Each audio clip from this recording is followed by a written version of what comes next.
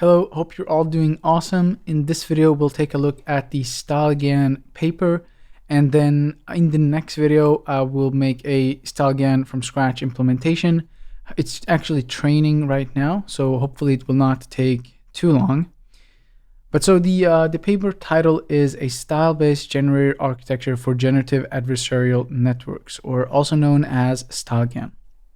And in the abstract, they mentioned that the most important part is essentially that they propose a new alternative generator architecture. So they inherit most of the things from ProGAN. So this is built on top of ProGAN, where they just do some minor modifications, I would say.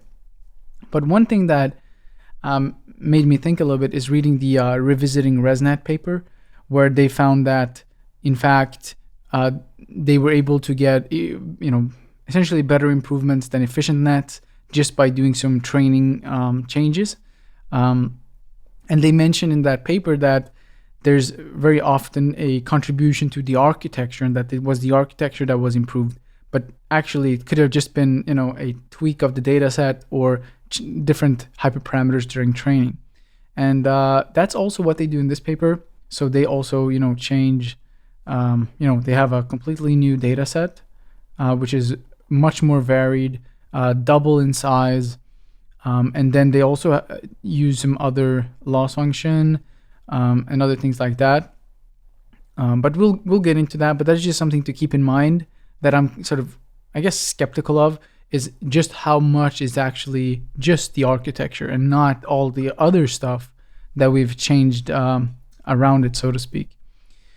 But anyways,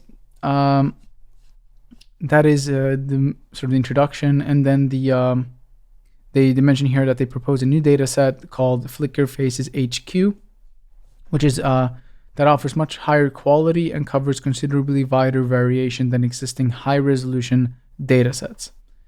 But so then we kind of indirectly go into this style-based generator, and that is, if we're going to believe what they say in the paper, which I guess we should, is that this is the main contribution or the main difference. So traditionally, the latent code is provided to the generator through an input layer, right? Normally, we initialize some random noise, and that is what is sent through the generator. So they actually changed this design by omitting the input layer altogether, and they start from a learned constant. So that is pretty interesting, because they start from sort of basically torch.once. Torch.once, which is that is a learned parameter. So I guess it can only, so this torch.once is actually a learned parameter. It's sort of a parameter of the model, but nevertheless it's initialized as a constant. And then we're going to see it in the figure, but given a latent code Z in the input latent space, a nonlinear mapping network first produces W. For simplicity, we set the dimensionality of both spaces to 512, and the mapping F is implemented using an 8-layer multi-layer perceptron. All right, so there's a lot of stuff to cover here. All right, so in deep learning, the figure of the architecture sort of summarizes and really conveys all the important parts.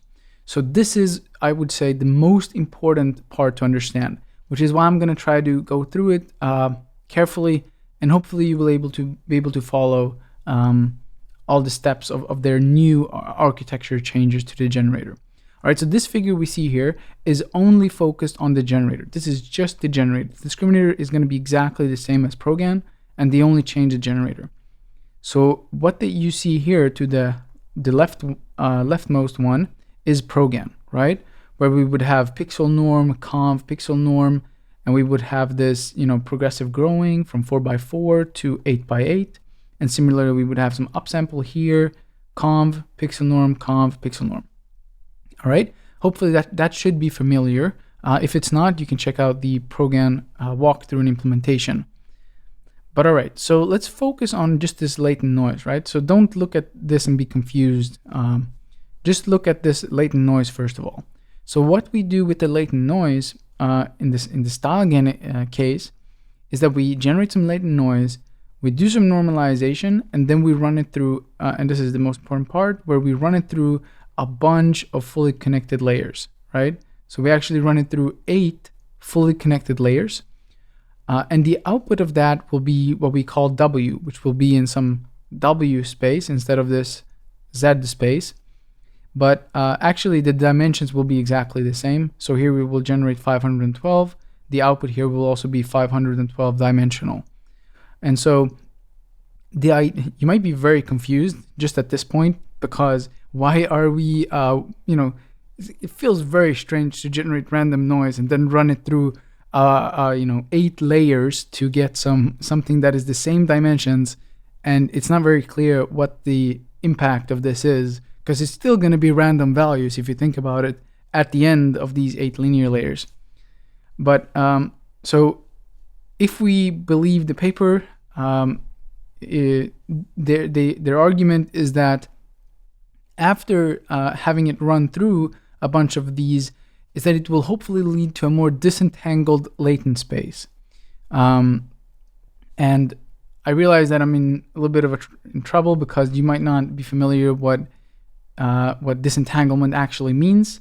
But just understand here that the idea only by running it through is to get a more disentangled latent space. And to try to explain that, let's imagine that we just have sort of a latent space which of size 3. All right, so it's 512, but let's just imagine that it's just 3 of them. And so what a disentangled latent space would be is that it would be cool if just increasing one value would change something very specific in the output image. So maybe, one value would be if the person has glasses or not. So if we increase this value, they would get glasses, and if we make this value small, then they would not have glasses. And maybe, one we would have sort of the color of their skin, and maybe one we would have I don't know, like their hair or something, maybe the color of their hair or something. But so, obviously this is not the case, right? There could be some very complex relationship between all of those, so that if you change them in a very specific ratio, then the person will have glasses, right? It's not like if you increase just one value of this latent, in this dimensional space, then that will introduce glasses. But that is the hope, and that is the idea with having a more disentangled latent space. That is not the primary focus of this paper. So I'm not going to go, we're not going to focus on the disentanglement aspect, but just understand that is why they run it through all of these linear layers. And then it's not very clear that actually, there's an argument, does that actually produce a more disentangled latent space? And I guess you can have a discussion about that. But let's just assume that it does. What do we do then with this W that we get out from running it through all of these layers?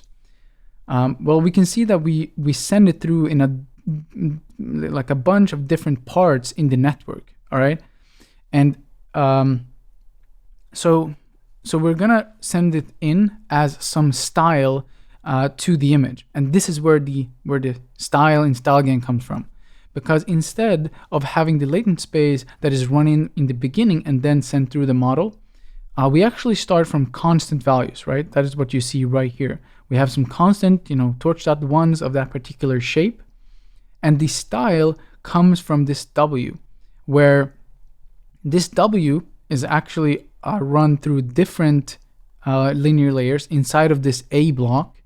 And if you want more details, by the way, of sort of how exactly the A block looks like and all of that stuff, then I think you should check out the implementation video. But the idea is that this W will be sent in through this A, which includes a linear layer, where this is the style of the image, right? This controls the style. So this is sent to some normalization method, which is a new one called add-in, right? And this add-in is a replacement for pixel norm, right? So pixel norm is replaced with add-in.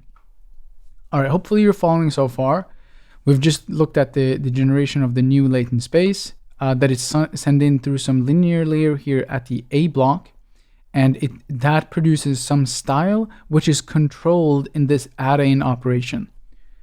And we'll take a deeper look at add-in as well, but just know that this is a new normalization, but it also includes some style aspect, which is computed inside this linear layer in this A block.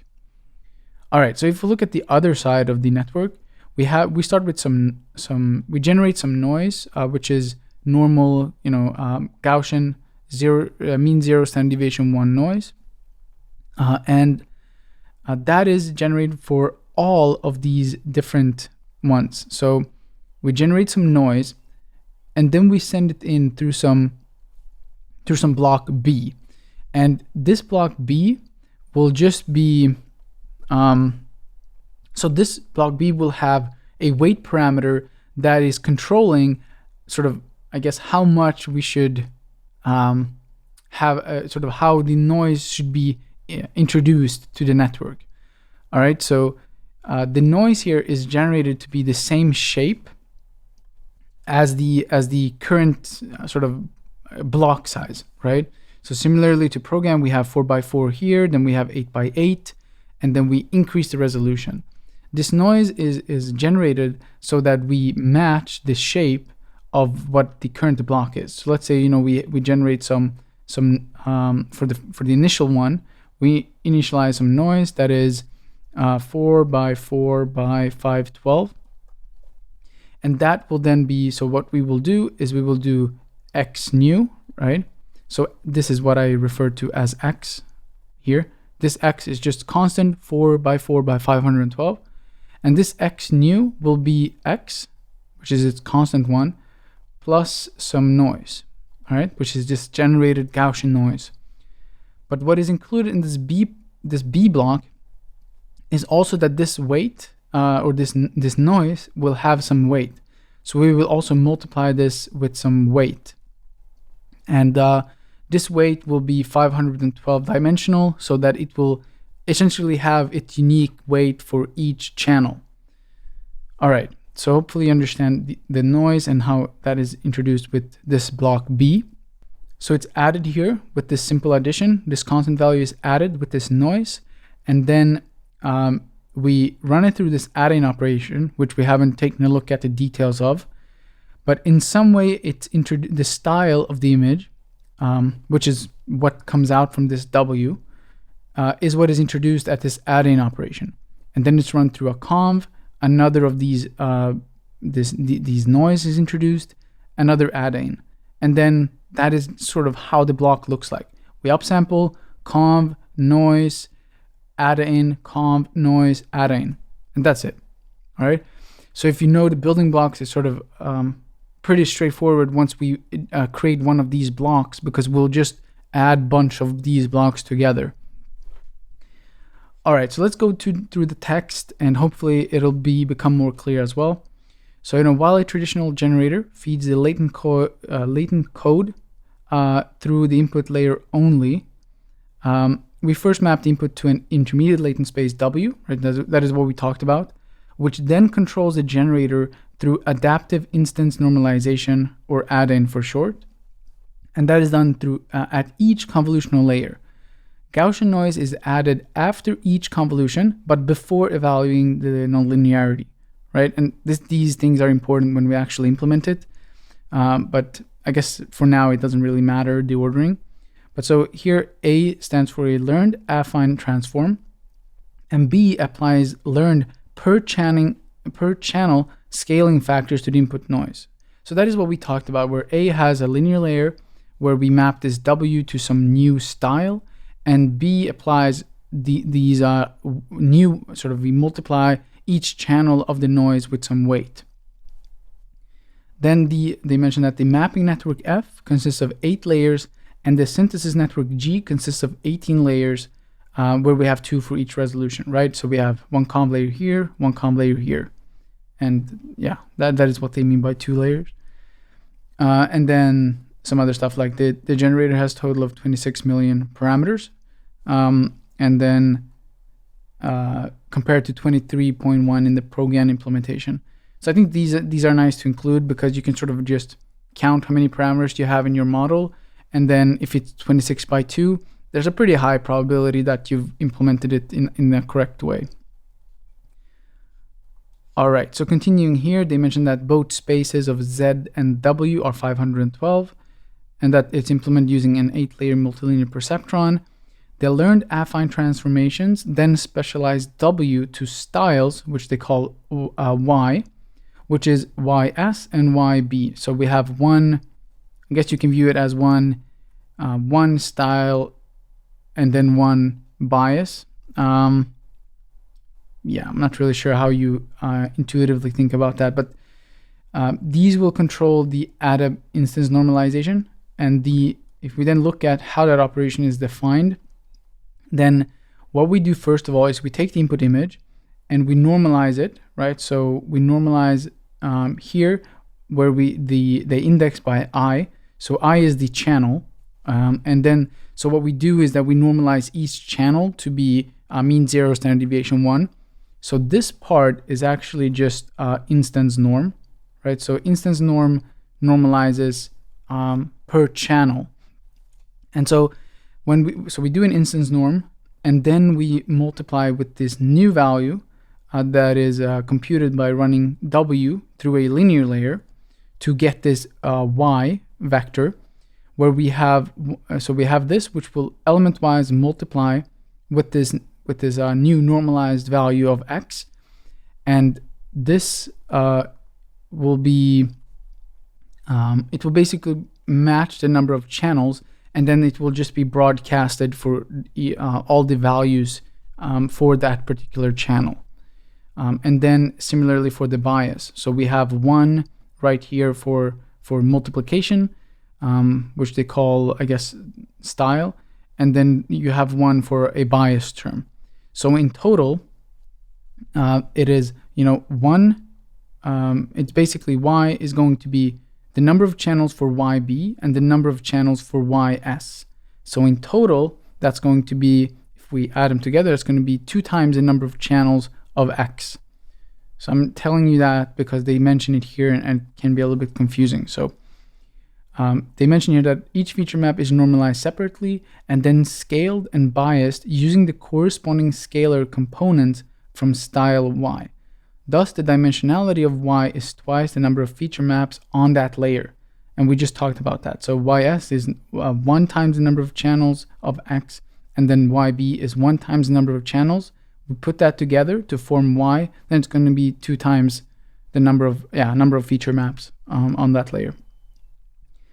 They also mention here that comparing our approach to style transfer, we compute the spatially invariant style Y from vector W instead of an example image, right? So in style transfer, you would, I don't know, it's not style transfer too much, but from my understanding is that you compute some gram matrix which captures the style of some example image, and then you try to introduce that to your image that you are trying to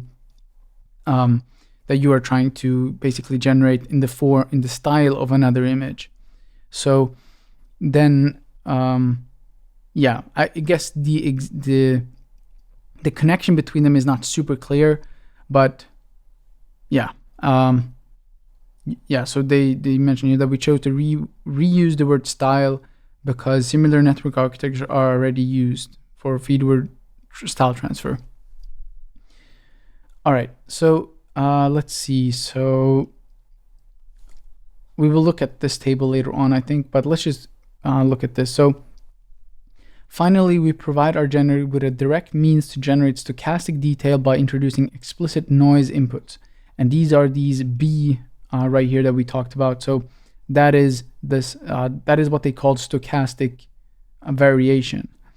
And so they mention here that these are single channel images consisting of uncorrelated Gaussian noise, and we feed a dedicated noise image to each layer of the synthesized network.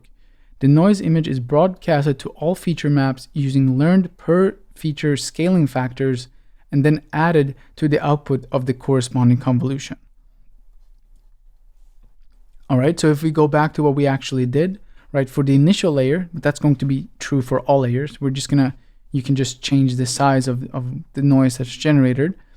We'll generate some noise, in this case for the first one, 4x4 by 512. And then we have x new to be x plus noise times some weight.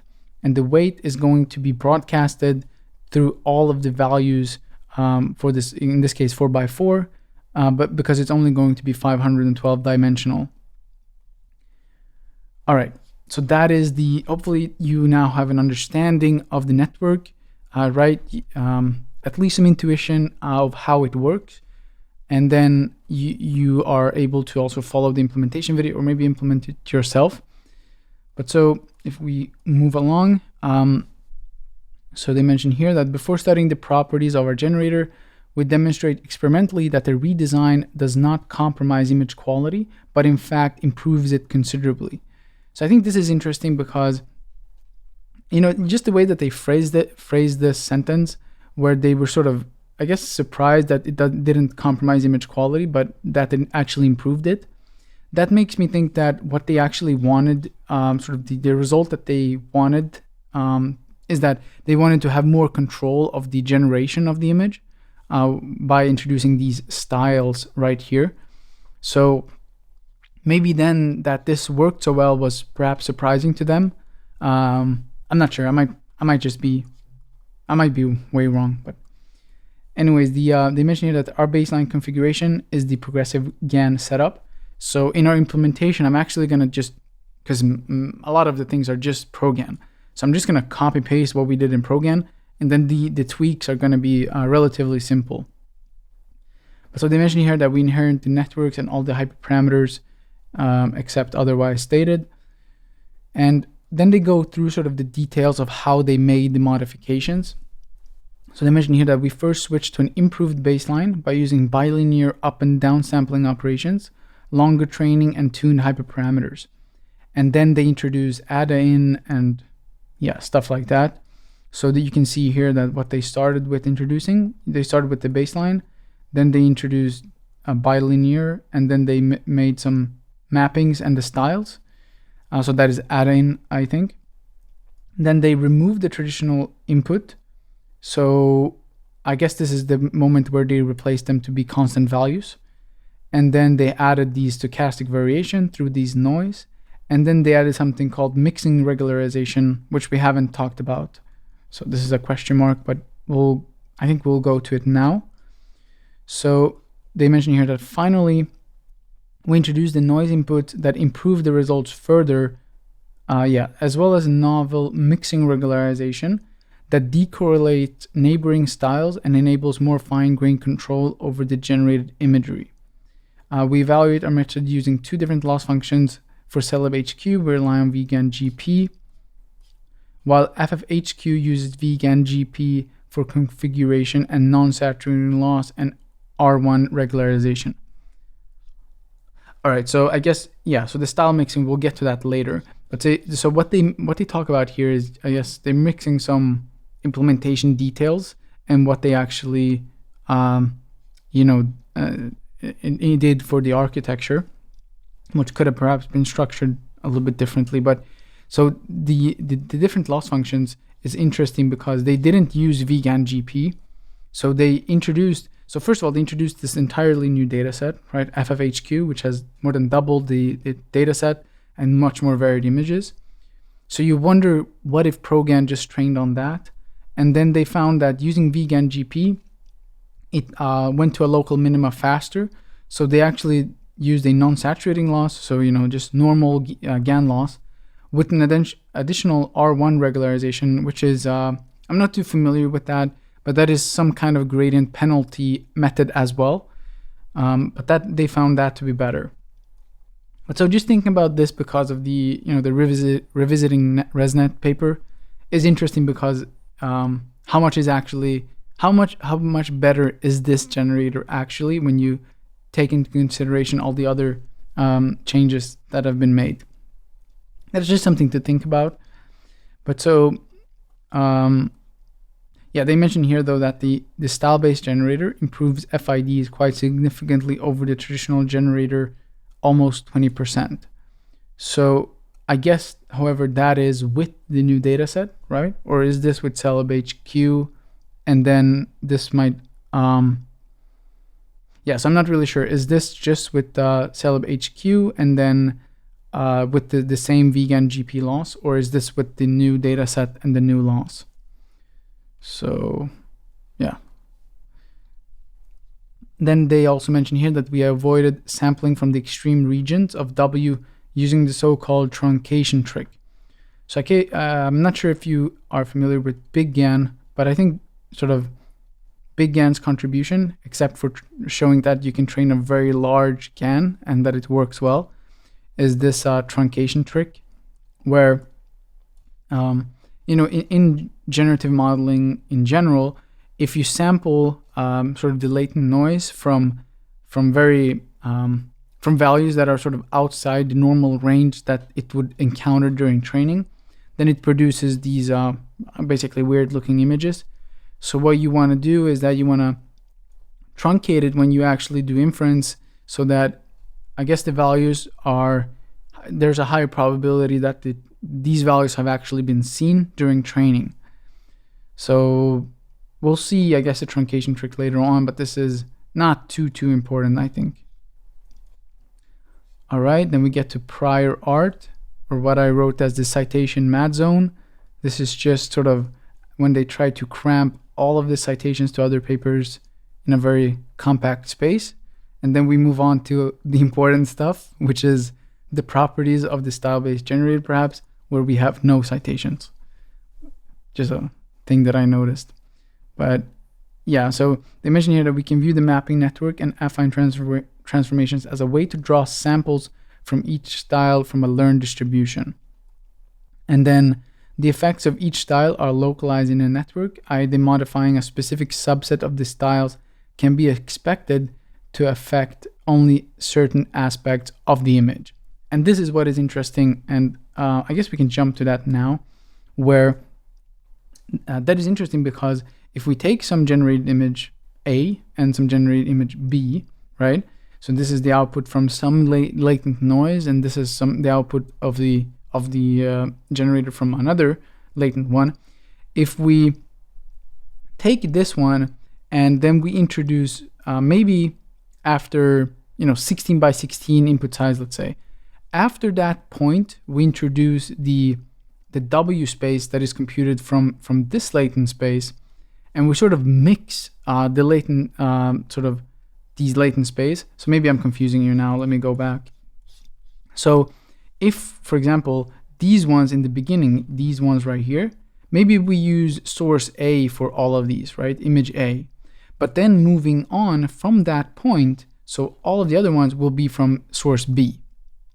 And then you can imagine what happens to the output image if we mix these in a way that maybe we have A all the way except for the sort of the last 5 or 6 ones, maybe.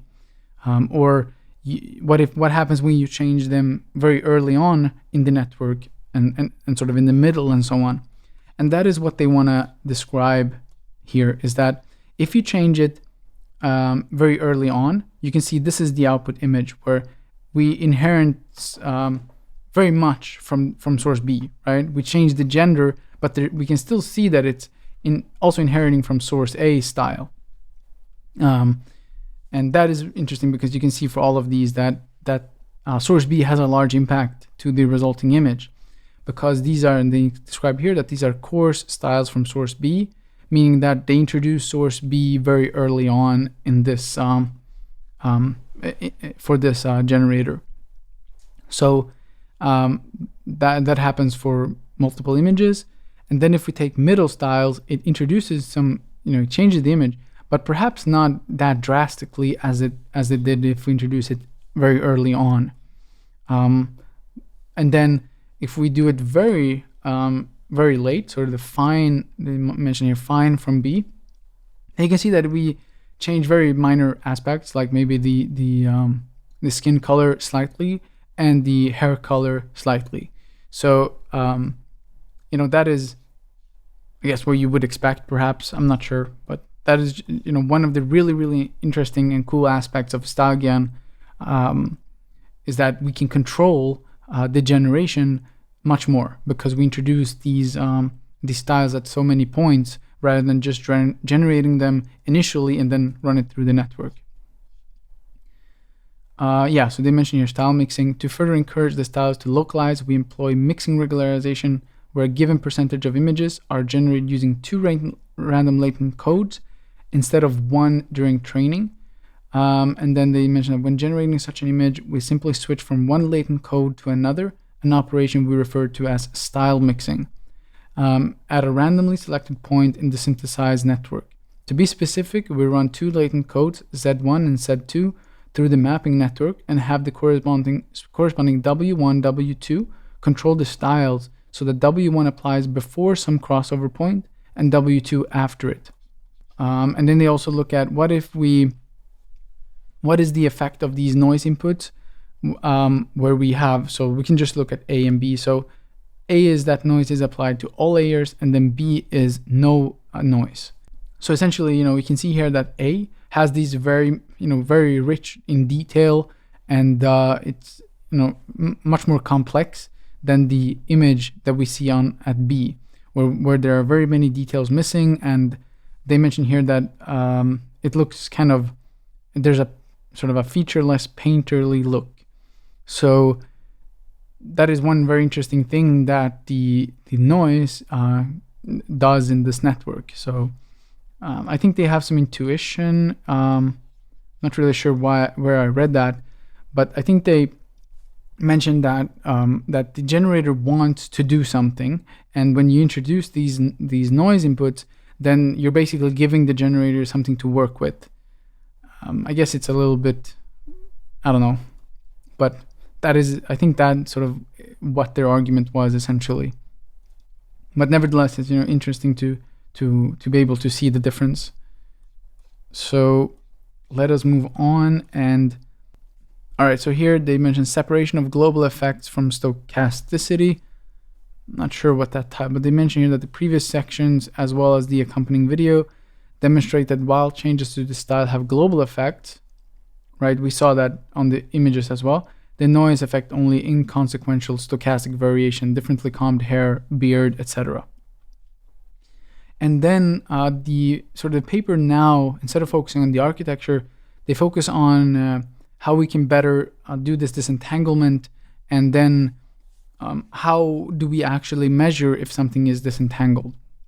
And this is an area of research that I haven't read too much about this. So, and I don't think this is the main focus of StyleGAN. I think that was sort of the architecture that we've taken a look at. But they essentially mention here that, let's see, so first of all, they mention here that intuitively, this mapping, the 8 linear layers, can be adapted to unwarp W so that the factors of variation become more linear.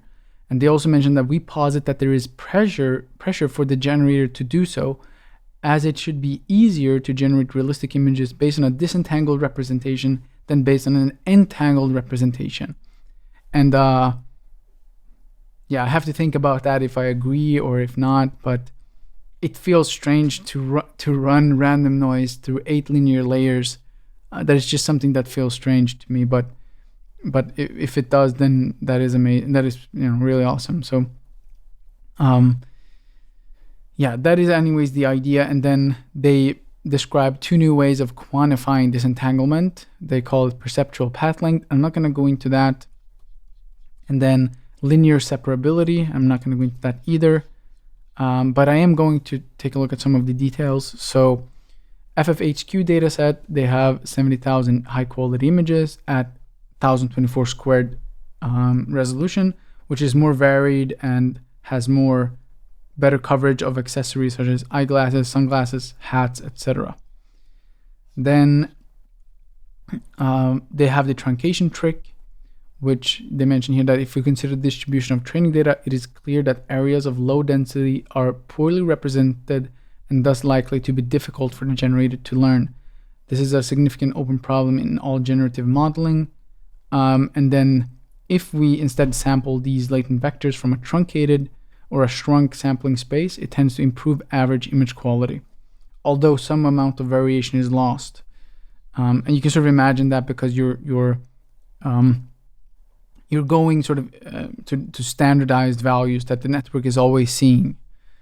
But so how they do this this truncation is that they compute what is the average values of this W space, So what is the expected value, or just the torch.means when we send in the latent noise? What is the W values that we get out? So we keep track of that during training, and then we compute some new W prime, that is this mean W added with this constant value, which is between 0 and 1, of this difference between the current generated one and the mean one. And that is the one, so we sort of bias it to be close to the mean values, but we add some variation from this W. All right, and then they go into the hyperparameters and training details. They mention here that we use the same discriminator architecture, resolution dependent minute batch sizes, atom hyperparameters. So these things here is what is essential when you want to actually implement these things, right? Because if you don't have this, then you are unsure about the what is the exact beta values for atom that they used, which can cause a major difference in the results. So these things are important. They also mention here that they use an exponential moving average of the generator, which they also used in ProGAN. So they used a 0.999 exponential weighted average of the weights of the generator. So they also mention here that we enable mirror augmentation, but disable it for Elson. The training time is approximately 1 week on 8 Tesla V100 GPUs. So I don't think I will be able to train my StyleGAN implementation to 1024 images. Maybe 256 is enough. For our improved baseline, we make several modifications to improve the overall result quality. They replace the nearest neighbor with bilinear upsampling. But then they mentioned this, which I'm kind of confused by. So bilinear upsampling, I'm thinking, is just sort of a standardized method. But they go on to say that which we implement by low pass filtering the activations with a separable second order binomial filter after each upsampling layer and before each downsampling layer. And this is just, I don't know about this. So, why don't they just use normal bilinear upsampling? What is these things and why do we use them in this way? Or where did they come from? Similarly with the loss, right? They change from using vGAN GP to using basically GAN loss with non-saturating trick and then this R1 regularization. They mentioned that it just improved the FID score longer using this, but it would still be, maybe that's enough. But in this case, it's kind of, why did you do that? Where did this come from? Sort of the reasoning, the understanding is not really there.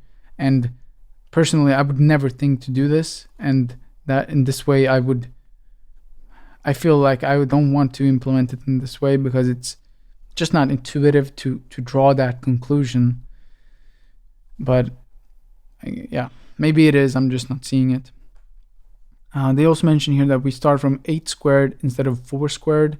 And the reason for that is probably because they don't want to work only with sort of the constant value or something. And that they switch from this vGAN GP to non-saturating loss with R1 regularization. They mentioned here also that they found that the FID kept decreasing considerably longer. And thus we increased the training time from 12 million to 25 million images. So that is interesting. So ProGAN trained for 800,000 update steps on a mini batch size of 16, I think. Maybe they calculated, so maybe they just did it longer time than ProGAN then, double the time. So yeah, and that goes back to what I said in the beginning, how much of that impacted versus the architecture. Yeah, I don't think this other stuff is too important, but this thing is really important, which is that we found that increasing the depth of the mapping network tends to make the training unstable. We thus reduce the learning rate by 2 orders of magnitude for the mapping network. So they use 0.01 times the learning rate, the original learning rate.